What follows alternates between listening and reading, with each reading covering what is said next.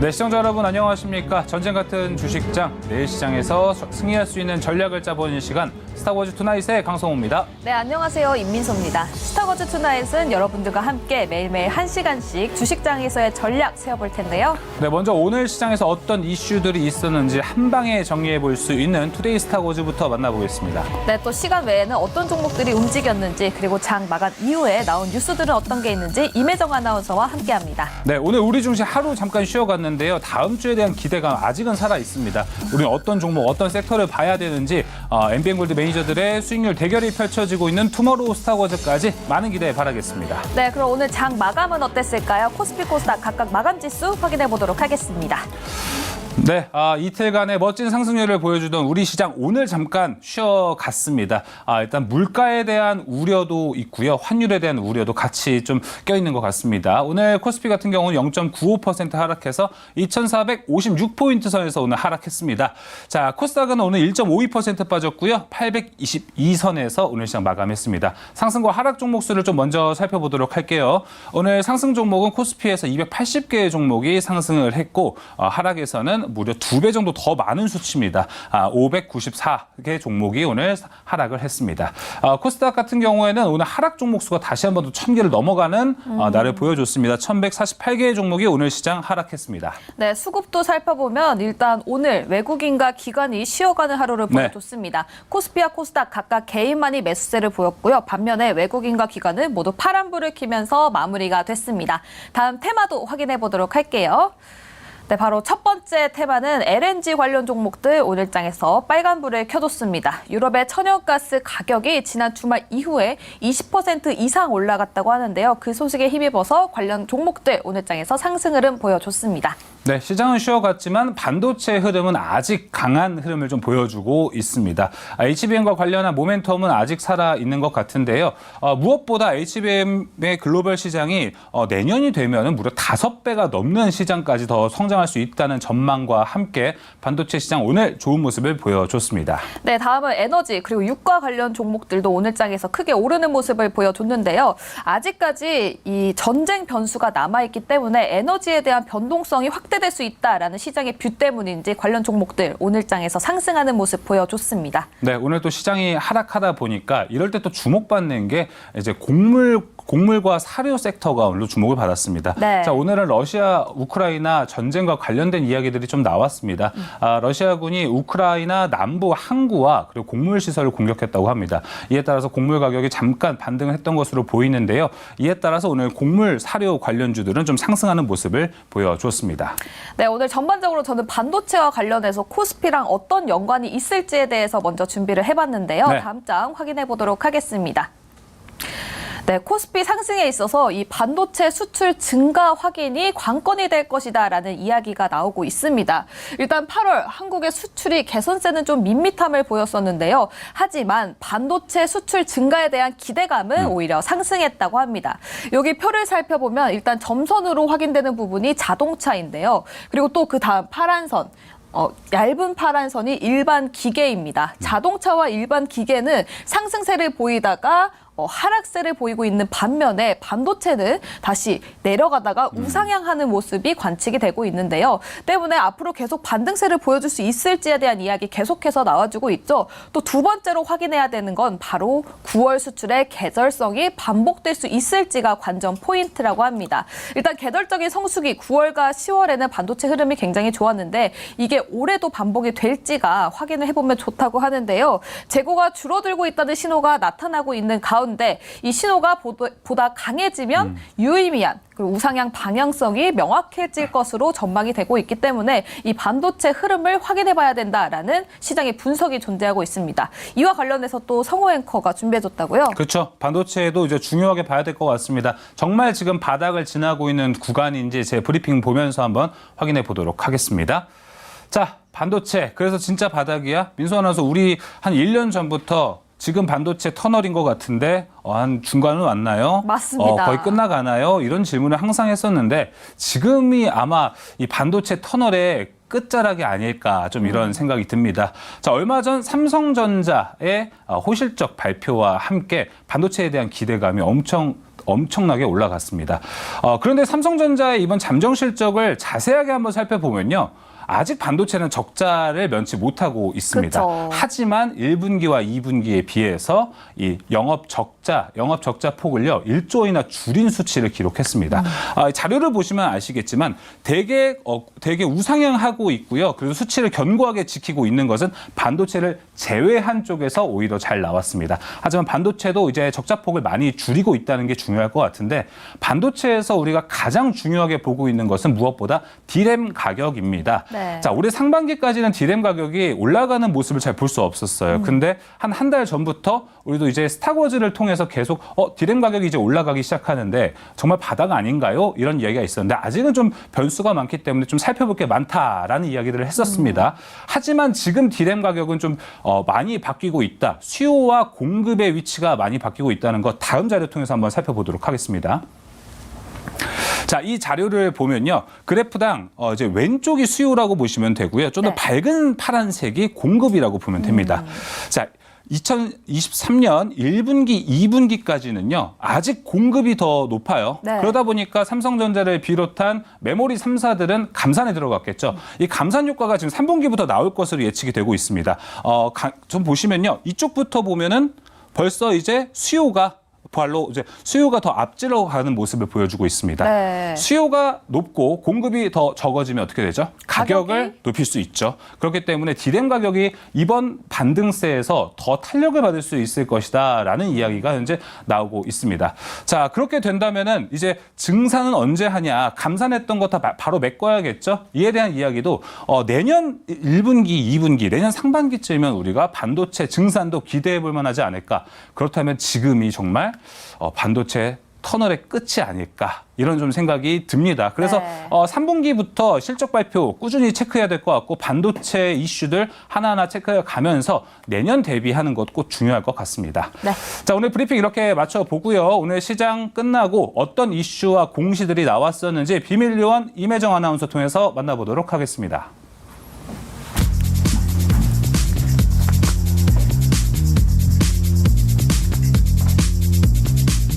안녕하세요. 비밀요원 임혜정입니다. 작정명 시크릿 장 마감 후 소식들 모아서 정리해보는 시간인데요. 오늘도 시간의 거래와 장 마감 후 뉴스 공시까지 꼼꼼하게 체크해보면서 다음 주 대비해보도록 하겠습니다. 그럼 장 마감 후 뉴스부터 살펴보시죠. 자, 오늘 중요했던 기사들 나와 있습니다. 이 중에서 세 번째 기사 살펴보도록 하겠습니다. 시장 조사 업체인 반도체 업황이 부진하면서 끝없이 추락하던 반도체 D램 가격이 4분기에는 상승세로 돌아설 것이라는 전망이 나오고 있다는 기사입니다. 시장 조사 업체인 트렌드포스는 D램 평균 판매 단가가 4분기에는 3%에서 8% 상승할 것이라고 예측하고 있다고 하는데요. 이는 주요 반도체 공급사들의 감산 효과가 본격화되고 또 재고 조정도 일단락되면서 평균 판매 가격이 4분기에는 반등할 것이라고 보고 있어서입니다. 또 인공지능 서버와 게임 노트북 시장 등의 특정 분야의 수요도 회복될 예정이고요. 낸드 플래시 가격 역시 4분기부터는 직전 분기 대비 0에서 5% 상승할 것이라고 또 내다봤습니다. 자, 다음 뉴스도 살펴보도록 하겠습니다. 네 번째 뉴스입니다. 양극재 업황이 악화되면서 에코프로와 자회사들의 영업이익이 대폭 줄었다는 기사입니다. 시장 전망치를 하회하는 실적에 오늘 에코프로 삼형제의 주식 가격도 일제히 하락 마감을 한 건데요.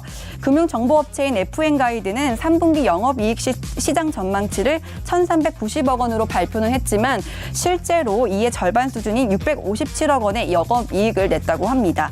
또 외국인 매도가 지난 12일부터 이틀 연속 이어지면서 주가 하락에 영향을 미쳤다고 또 전했습니다.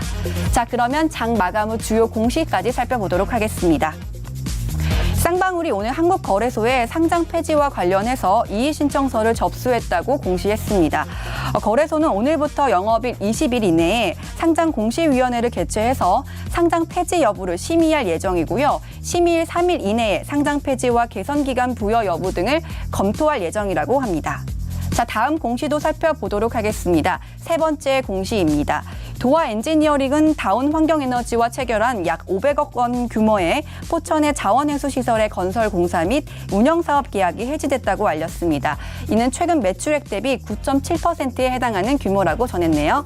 자, 마지막 시간의 상승 종목도 살펴보도록 하겠습니다. 오늘 시간회에서는 석유주의 상한가가 돋보였는데요. 강한 매수세가 몰린 것은 아무래도 이스라엘과 팔레스타인 하마스 간의 갈등이 지속되면서 유가 불확실성에 대한 우려인 것으로 풀이가 되고 있습니다. 먼저 코스닥 1위에 큐로컴 올라와 있고요. 2위에 큐로홀딩스 올라와 있습니다. 각각 시간 외에서 9.85%, 9.84% 상승을 보여줬고요. 이 두 종목은 해외 유가스전 개발 사업을 영위하고 있다는 사업 보고서 내용이 전해지면서 상승 보여준 것으로 풀이를 하고 있습니다. 자, 상위 종목 6위에서 10위권도 살펴보도록 하죠. 한국석유 역시 코스피 6위에 올라와 있습니다. 석유주에 해당하는 종목으로 시간의 상승 보여준 것으로 풀이가 됩니다. 여기까지 장 마감 후 상황들 살펴봤습니다. 네, 작전명 시크릿 본격적으로 시작해 보도록 하겠습니다. 오늘 함께할 매니저부터 소개해 드리죠. MBN골드 김병진 매니저 나왔습니다. 매니저님 어서 오십시오. 안녕하십니까. 네.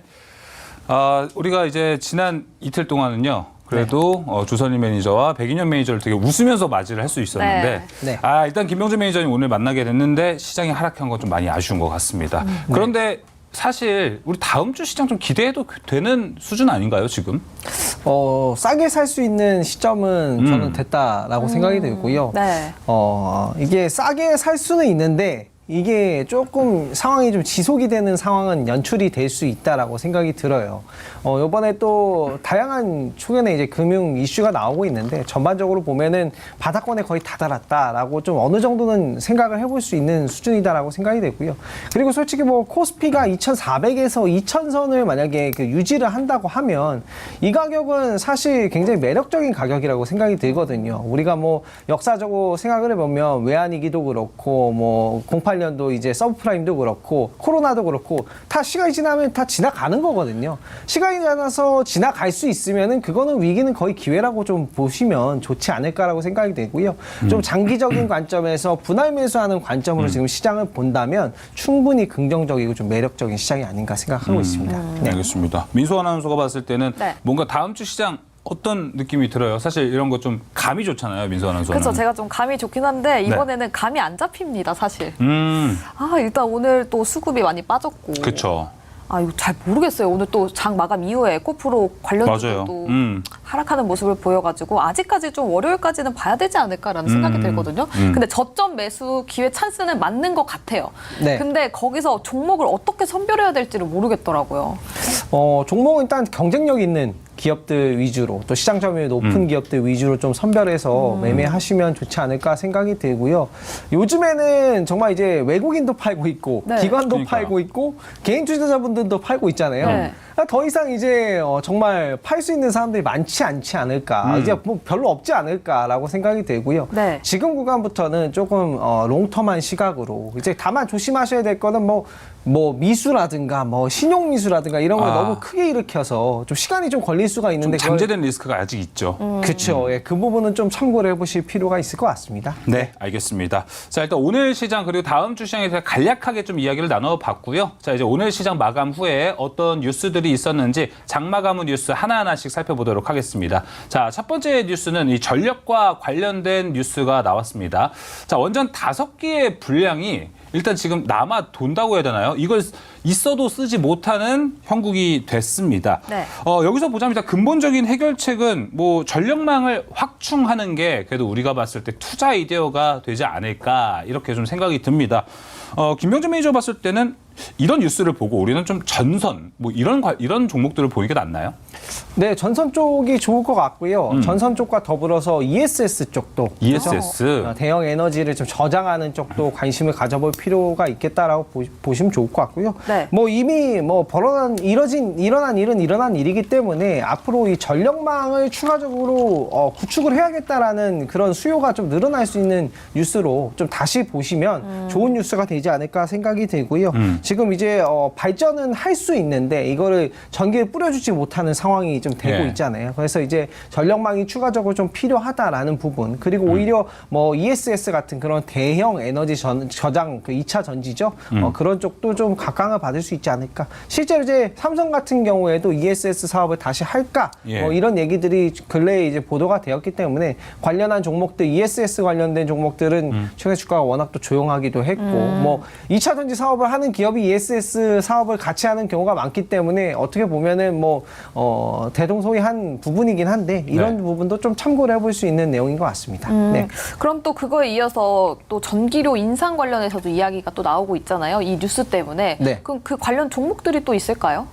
전기료 인상 아직 어떻게 될지는 모르겠어요. 그쵸? 전기료 인상 어떻게 될지 모르겠고, 근데 이제 한국전력의 적자 규모가 200조가 넘는다라는 얘기 때문에 사실 한전에 200조 이상 적자가 있기 때문에 전력망에 수십조를 또 못 쓰는 부분이 좀 네네. 드는 부분이거든요. 그런 부분이라서. 근데 전력망은 그 전기료 인상은 아직까지 뭐 이거를 또 확정지어서 딱 얘기를 하기가 또 변수가 있기 때문에 변동성이 있다라고 보여질 수 있을 것 같고요. 전기료가 뭐 인상되면은 뭐 타격을 받는 것들이 뭐 어떻게 보면 뭐 철강이라든가 뭐 전기 가격에 그쵸? 좀 영향을 미치는 그런 업종들은 좀 타격을 받을 수 있지 않을까라고 좀 생각을 해보시면 좋을 것 같고, 네. 산업용 전기료 뭐 이런 것들은 뉴스를 팔로우 해볼 필요는 있을 것 같습니다. 알겠습니다. 또 앞서 이제 원전 이야기가 나왔으니까 이 헤드라인만 이렇게 읽어보면 원전 5기 분량을 지금 어떻게 보면 남아 돌아서 이거는 쓰지도 않고 있다. 전력 인프라가 없기 때문에 네. 라는 걸로 정리가 되는데 네. 사실 우리나라는 지금 원전을 만들어야 되는 입장에 있잖아요. 수리도 해야 되고. 네. 근데 이런 뉴스가 나오면은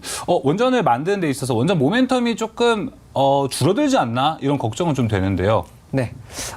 지금 원전 모멘텀은 해외 수주 쪽으로 좀 가는 것 같아요. 해외에서 진짜 실제로 폴란드라든가 뭐 이런 것들 다 계약을 체결을 했던 부분이거든요. 네. 계약을 체결했는데 지금 당장 뭐 금융적으로 바로 당장 돈을 줄 수가 없기 때문에 좀 시간을 좀 미루고 있는 부분이라고 보시면 좋을 것 같고요.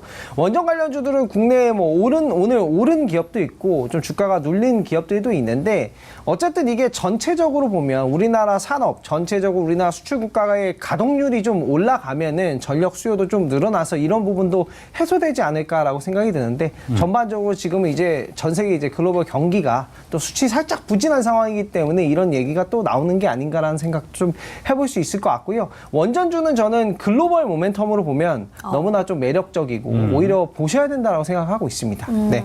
네, 또 하반기 수주에 대한 모멘텀이 있기 때문에 원전 관련주까지 짚어보면 좋다라는 네. 코멘트 들어봤습니다. 그럼 두 번째 뉴스로 넘어가 보도록 하겠습니다. 두 번째 뉴스는 물가 관련해서 이야기를 좀 나눠봐야 될 것 같아요. 일단은 현재 환율 그리고 연준이 기준금리 1회 인상하는 거에 대해서는 이미 반영된 상태. 그러니까 아직까지 좀 견딜 수 있는 방어 태세가 준비되어 네. 있다라는 겁니다. 하지만 이 물가에 있어서는 유가 변동성이 있기 때문에 이 물가 추세를 정확하게 확인을 해봐야 된다라고 코멘트가 나왔어요. 김병진 매니저님, 유가는 일단은 지금 떨어지고는 있습니다. 네. 앞으로 계속 주가 추이를 보긴 봐야 되겠죠? 유가 추이를 앞으로 좀 보셔야 될 것 같은데, 일단 공급단에서는 가격을 올리고 싶어는 하고는 있어요. 뭐 산유국이 올리고 싶어하는 상황이라고 보시면 좋을 것 같죠. 근데 이제 중요한 거는 시장이 그걸 받아줄 수 있느냐거든요. 예. 마찬가지로 뭐 대체 에너지인 천연가스 같은 것도 있고, 최근에 이제 대체 에너지 원유 가격이 높다 보니까 천연가스가 저렴하면 천연가스가 요즘 따라서 올라가고 있는 상황이 연출이 되고 있잖아요. 그렇기 때문에 뭐 원전이라든가 대체 에너지를 계속 찾을 거기 때문에 그런 쪽 좀 봐봐야 될 수 있을 것 같고요. 지금 전반적으로 이제 물가가 중요한 부분이다라고 또 이창용 한국은행 총재님께서 또 얘기를 해주셨어요. 저도 이제 그 부분에 동감을 하는데요. 이 산유국들의 이 방향성이 굉장히 중요하다라고 생각이 들어요. 물론 이제 원유를 통해서 좀 이제 돈을 이제 많이 버는 것도 굉장히 중요하지만, 지금 이대로 가면 또 시장이 약간 조금 못 받아주는 상황이 될 수가 있거든요. 그래서 이제 연준이 물가 목표치를 2%로 맞춘 거는 장기 평균이 2% 정도이기 그렇죠. 때문이라고 보시면 좋을 것 같고요. 연준의 이 계획은 좀 장기적이에요. 굉장히 좀 장기적인 계획이기 때문에 뭐 단기적으로 뭐 다음 달 뭐 이번 연도 안에 무조건 뭐 2%를 맞추겠다는 게 아니기 때문에 이런 부분은 좀 참고를 해보실 수 있을 것 같고요. 전반적으로 지금 금리 효과가 나타나고 있어요. 미국 같은 경우에는 처음에는 이제 물가 상승률이 9.1%까지 나왔다가 금리를 5%까지 올렸죠. 그러니까 네. 지금 뭐 3.6, 3.7 뭐 이 정도까지 떨어졌잖아요. 전반적으로 시장 경기에 영향을 미치고 있다. 근데 이제 뭐 조금씩 서로만 또 양보를 하고, 또 산유국도 뭐 러시아라든가 뭐 이런 쪽도 조금씩 양보를 하면은 좀 완만한 하락 추세가 나올 나오고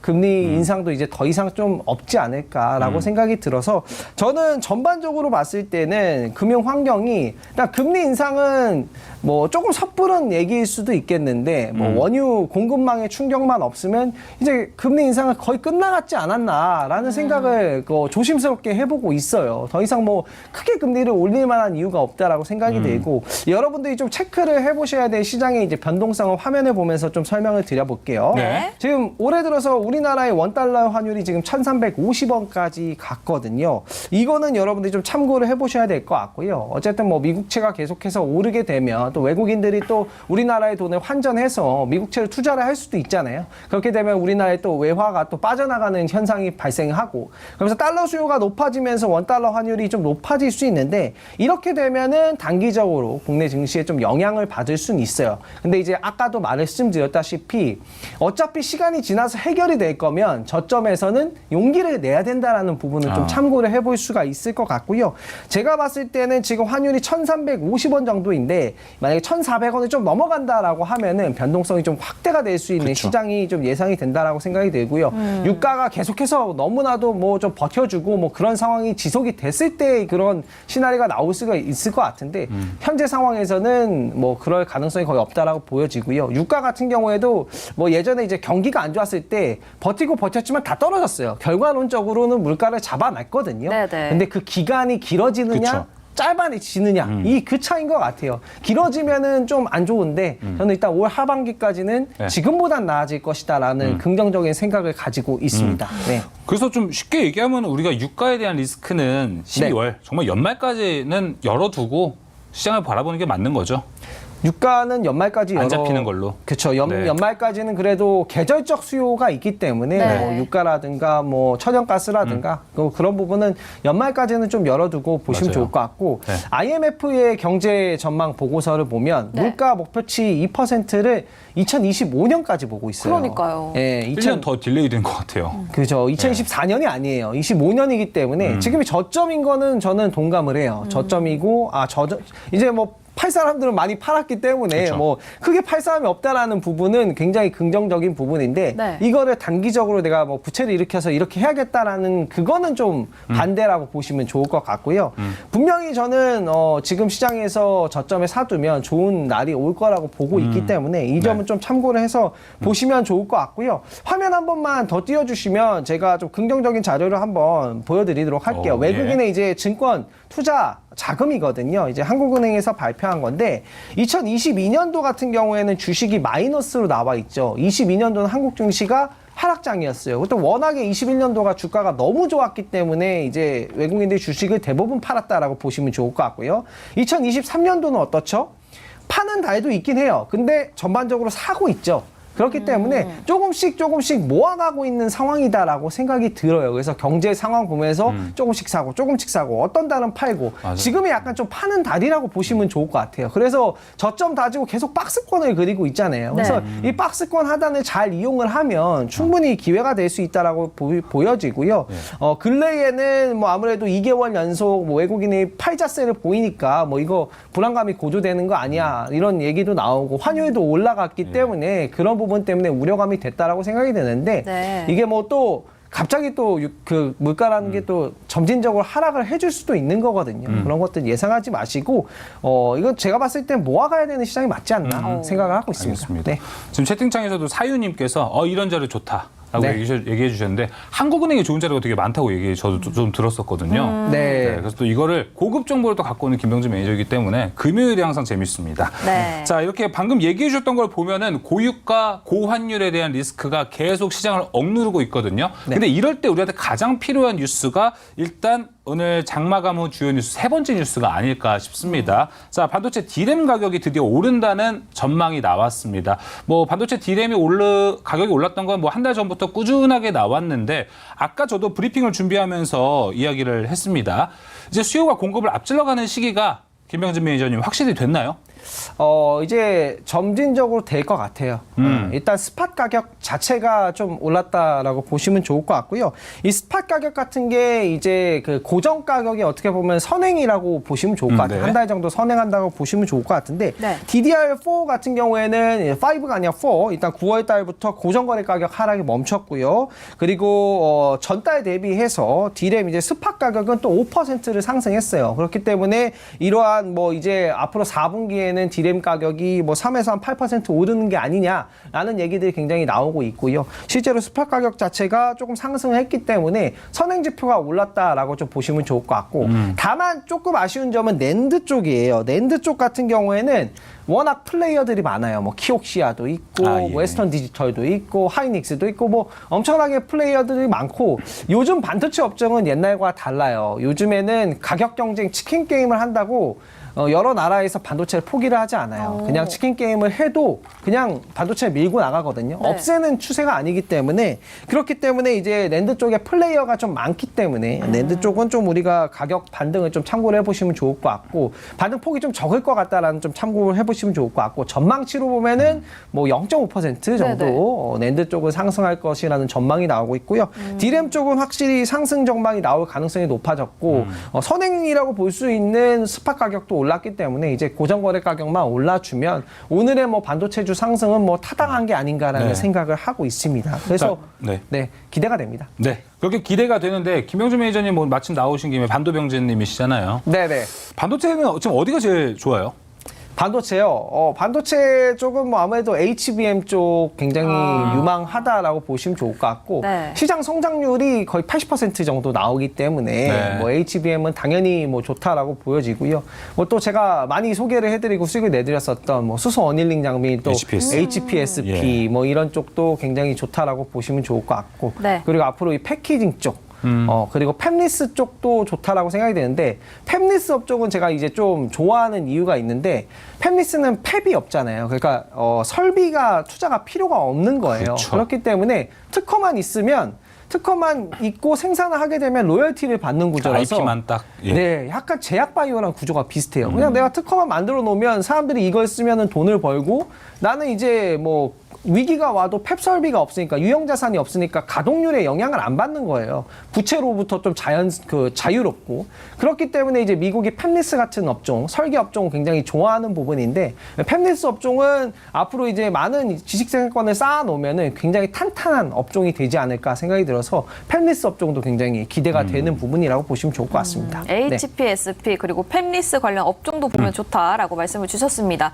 아까 성호앵코랑도 잠깐 대화를 나눴었는데 작년 이맘때 저희가 이런 얘기했었죠. 반도체 겨울 끝나갑니까? 터널 다 지나갔습니까? 이렇게 여쭤봤었는데 네. 똑같이 1년 뒤인 오늘도 여쭤봐야 될 것 같아요. 아니, 내년에는. 우리 많이 건너왔죠, 그래도. 그렇죠. 네, 그렇죠. 3분의 2 정도는 지나갔습니까?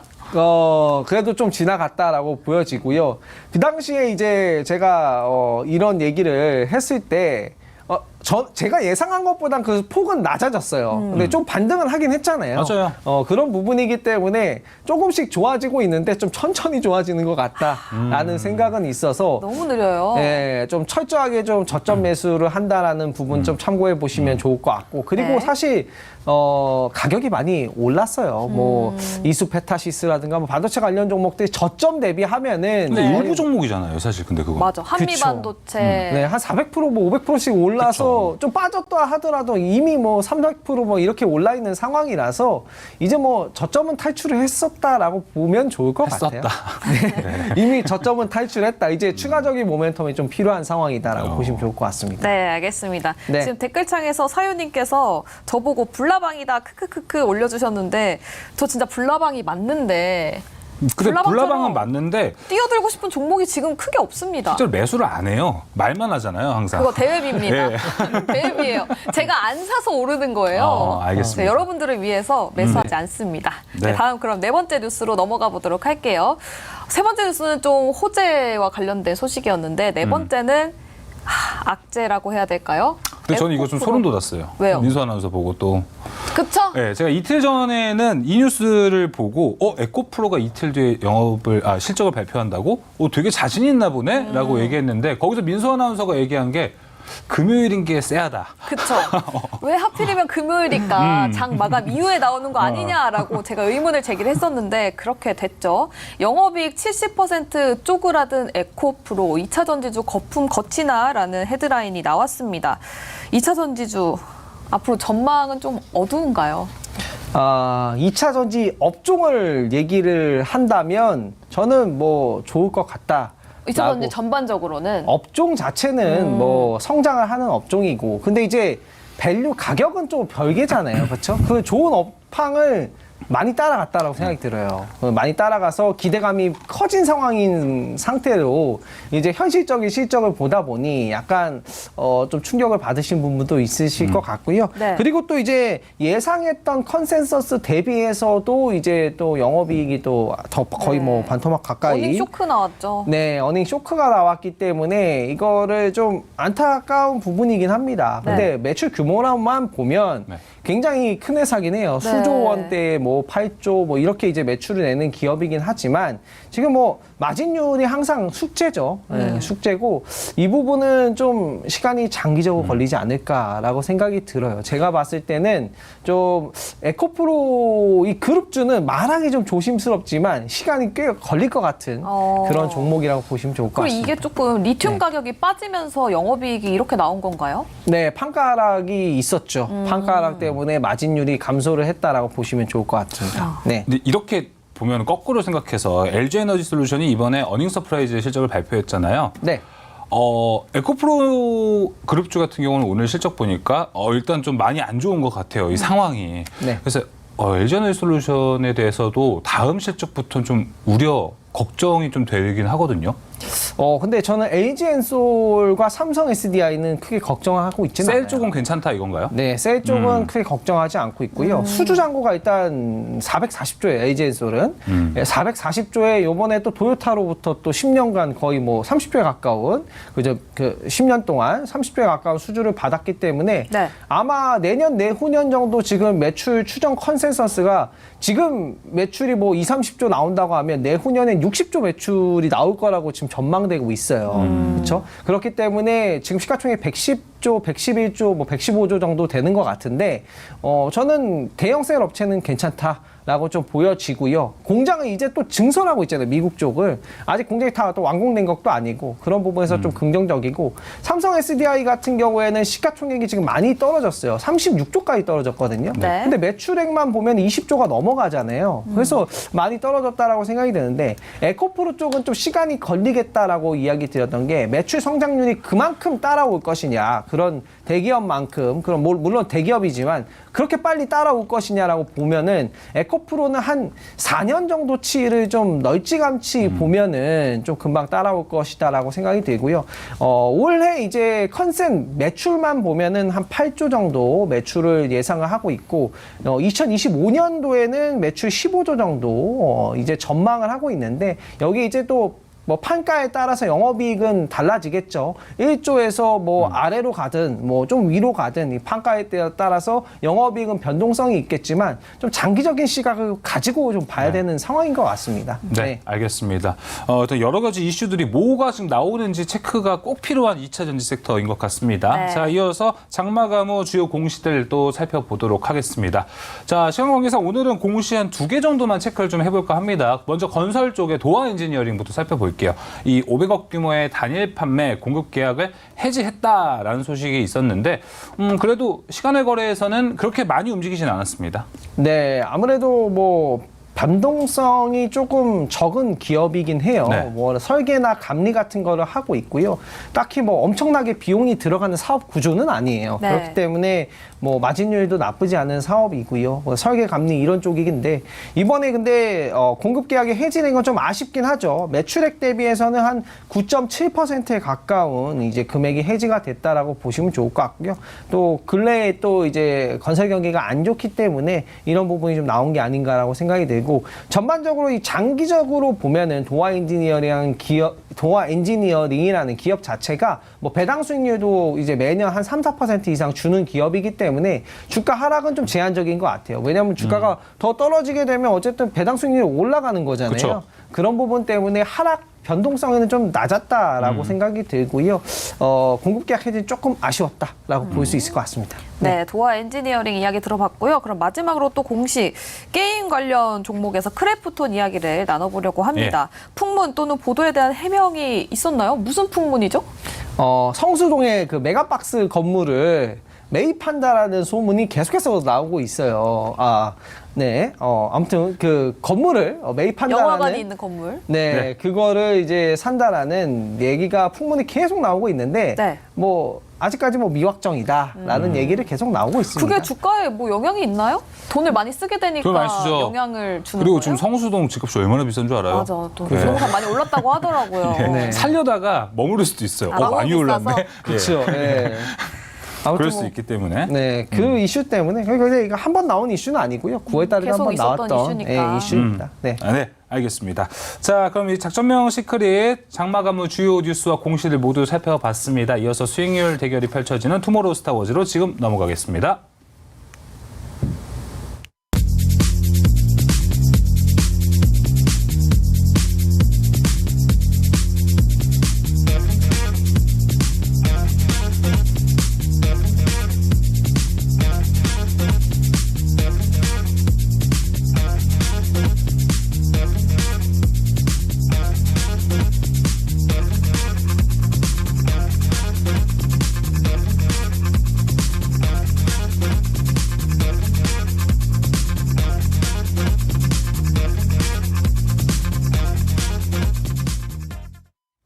네, 투마로우 스타워즈 아닙니다. 다음 주 스타워즈입니다. Next week. 그렇죠. 다음 주는 어떨지 일단 한 줄 힌트 확인해 보도록 할게요. 한 줄 정리 어떻게 해주셨을까요? 먼저 김병진 매니저 오늘장 한 줄 정리 보도록 할게요. 박스권 흐름이라고 주셨습니다. 또 월요일장 코멘트에는 외국인 포지션에 주목을 하자고 했고요. 또 월요일장에서 주의할 점은 주요 경제 일정을 체크해 보자고 했는데 뭐 다음 주에 중요하게 나오는 경제 일정이 따로 있나요?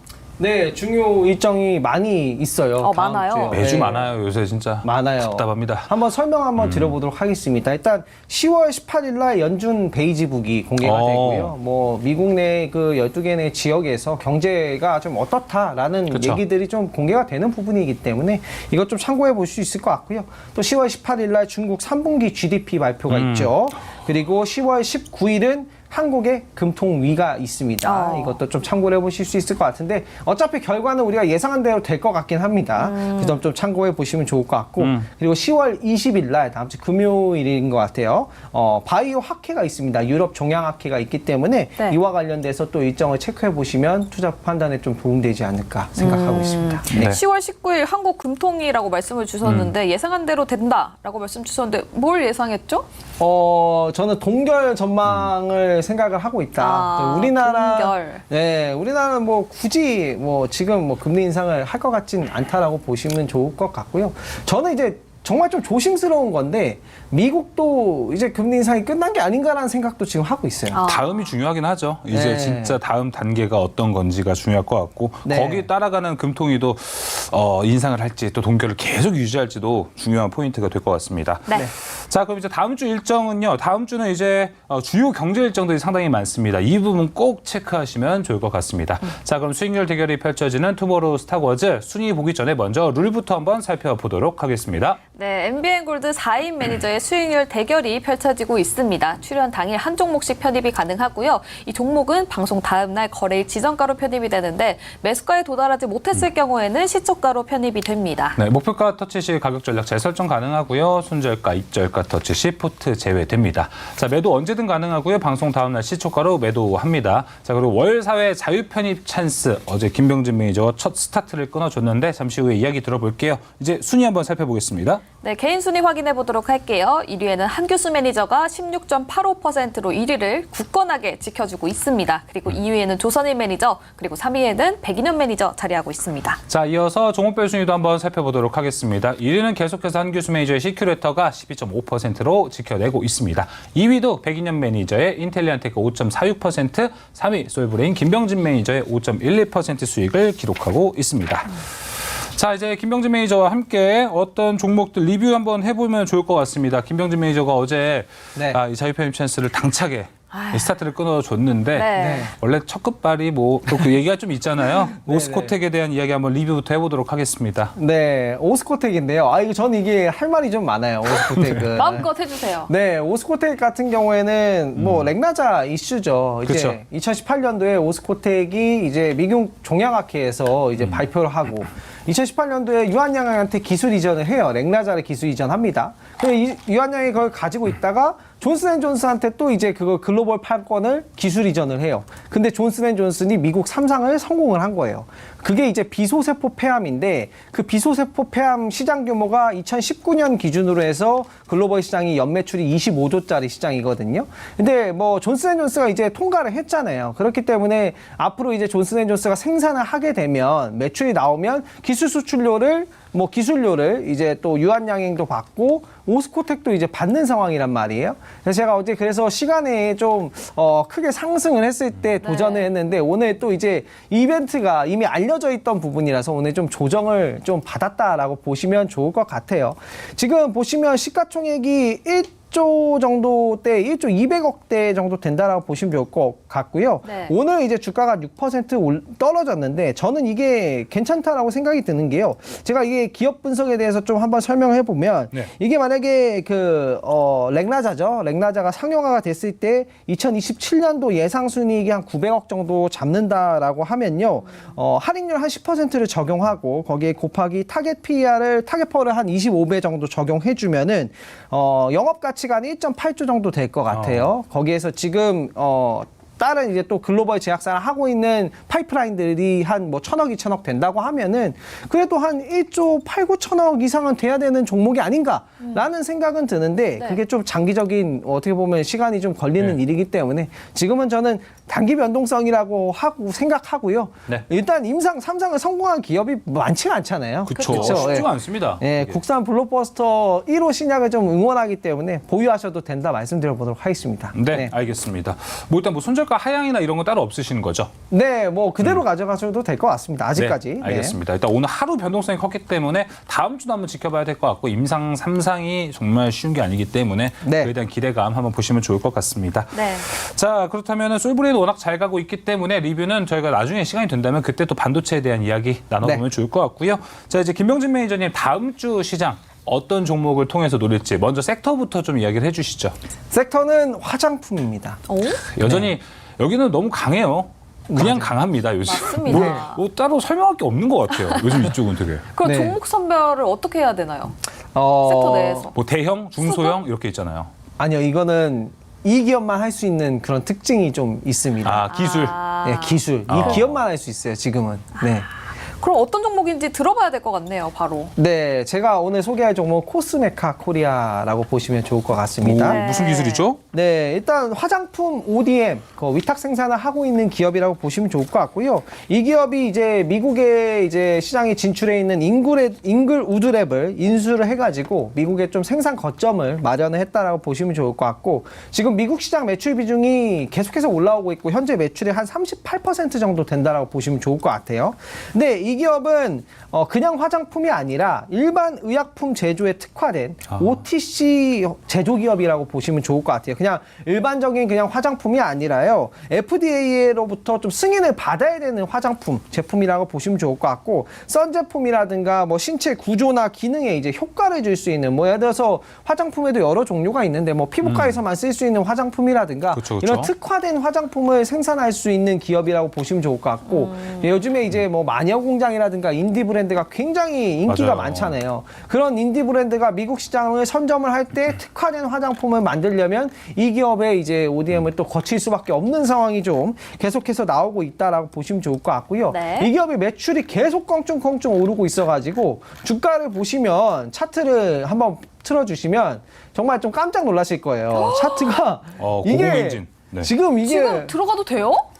저는 실적으로 본다면, 밸류로 본다면 가능하다라고 생각이 들고요. 일단 화장품 OTC 제조 공장 같은 경우에는 뭐 다른 그 기업들이 지금 당장에 미국 시장에서는 넘볼 수가 없는 상황이다라고 보시면 좋을 것 같아요. 예. 일단 기본적으로 실적 베이스가 받쳐주는 종목이고요. 이만큼 올랐음에도 불구하고 증권사에서 커버가 계속 나오고 있어요. 뭐 삼성증권이라든가 뭐 이번 주에 다 매수 추천에 나왔던 게 삼성증권, 메리츠증권 다 나오고 있거든요. 그만큼 실적이 더 올라갈 것이다라고 보고 있는 기업이라고 보시면 좋을 것 같고요. 또 일반 화장품이 아니라 좀 FDA 승인이 필요한 화장품을 제조하고 있기 때문에 시장이 좀 더 커질 것 같습니다. 이 종목 매수 가격을 한번 잡아보도록 할게요. 네. 매수 가격은 올랐으니까 눌림목을 한번 잡아보도록 할게요. 네. 눌림목은 일단 31,600원으로 좀 확 낮춰서 한번 도전을 해볼 거예요. 지금 종가가 오늘 34,100원인데 네. 좀 눌린다라는 가정하에 31,600원의 매수가로 잡아보도록 하고요. 만약에 이거 월요일에 매수 안 하겠다는 거 아닙니까? 이 가격이 안 오면 시초가로 그러니까요. 룰상 매수가 되는 거잖아요. 어. 이 가격이 안 오면 그냥 바로 간다는 거예요, 사실. 아하, 그래서 네. 시초가부터 분할 매수하겠다라는 생각을 좀 가져보시면 좋을 것 같고요. 매수가는 31,600원 좀 보시면 좋을 것 같고요. 목표가는 일단 38,000원으로 잡도록 하겠습니다. 그리고 손절가는 23,000원으로 잡도록 하고요. 이미 증시가 엄청나게 안 좋은 와중에서도 매물 테스트는 저는 이미 끝났다라고 생각이 되고요. 뭐 기관이든 외국인이든 팔 수 있는 시간은 너무나도 많았는데 아무도 팔지 않고 오히려 더 사고 있다. 이번에 실적 발표를 보니까 사람들이 더 사더라고요. 기관이 더 사기 때문에 저는 조금 더 추가 상승 충분히 가능하지 않을까 생각하고 있습니다. 네, 가격 조작 한 번만 더 짚어드리도록 하겠습니다. 일단은 코스메카 코리아 김병진 매니저의 다음 주 편입 종목입니다. 매수가가 31,600원입니다. 오늘 현재가가 34,000원인데 일단 이 밴딩 라인까지 내려오는 것 시청자 여러분들께서는 한번 참고를 해보시면 좋을 것 같고요. 목표가 38,000원, 손절가 23,000원으로 제시했습니다. 그럼 매수가까지 안 오면 아예 그냥 날아갈 거니까 그러니까 그때로 보내줘야 잡자. 되나요? 네, 보내줘야 된다라고 보여지고 매수가 날아갈 아니에요? 거니까 시초가에 이제 체결이 돼서 수익률이 반영이 되겠죠. 네. 그리고 오늘 거래량이 별로 없었는데도 가격 변동폭이 엄청 컸어요. 그래서 사는 사람만 있고 파는 그렇죠. 사람은 없는 상황이다라고 보시면 좋을 것 같고 실적 전망치도 더 상승할 것 같기 때문에 저는 충분히 사실 뭐 미용 의료기기는 시가총액이 조 단위로 갔잖아요. 네네. 근데 그렇죠. 아직 몇 천억이기 때문에 충분히 좀 추가 상승 가능하지 않을까 생각하고 있습니다. 네. 코스메카 시총도 확인해 보니까 아직은 또 3천억 원대에 위치해 있습니다. 그렇기 때문에 탄력받으면 더 올라갈 수 있기 때문에 코스메카 코리아 그리고 화장품 섹터 다음 주 시장에서 어떤 퍼포먼스를 보여줄지 함께 보면 좋을 것 같습니다. 네, 코스메카 코리아 매수가 다시 한번 꼭 확인을 해보셨으면 좋겠고요. 네, 맞아요. 김병진 매니저님 무료 방송 있으신가요? 네, 무료 방송 예정이 되어 있고요. 월요일 날 오후 5시 너튜브에 이제 김병진 검색해 주시면요. 제가 증시 눌림에도 사고 싶은 종목들 이런 주제로 제가 방송을 할 오. 테니까요. 무료 방송 많이 참여하셔가지고 잡아보시면 좋을 것 같습니다. 그리고 제가 최근에 이때 또 무료 방송에서 소개했던 종목이 오늘 또 굉장히 좋은 수익률을 달려줬기 때문에 지난 방송도 한번 봐보시면 도움 많이 되실 것 같습니다. 네, 알겠습니다. 자, 그리고 네이버 밴드 통해서 김병진 매니저의 네이버 밴드 가시면요. 정말 좋은 자료들이 많습니다. 함께 참고해 보시면 좋을 것 같고요. 네. 증시 눌림목에 사고 싶은 종목 진짜 저도 좀 끌리는데요. 그러니까 또 저점에 있다고 하니까 이제 네. 또 이 장바구니를 들고 나가야 되나? 라는 생각이 들거든요. 그렇죠. 네. 한번 참고해보도록 하겠습니다. 맞아요. 기존에 반도체 얘기도 많이 하셨고 오늘 네. 또 화장품 이야기 하셨고 또 얼마 전에 이제 오스코텍과 비슷한 제약바이오도 이렇게 또 커버를 하고 있기 때문에 네. 정말 다양한 섹터들 좋은 가격에 살 수 있는 종목들 김병진 매니저가 안내해 줄 것 같습니다. 네. 네, 김병진 매니저의 무료 방송 네이버 밴드 저희 안내 도와드리면서 이만 물러가도록 하겠습니다. 스타워즈 투나잇 오늘 준비한 소식은 여기까지입니다. 네, 시청해주신 여러분 고맙습니다.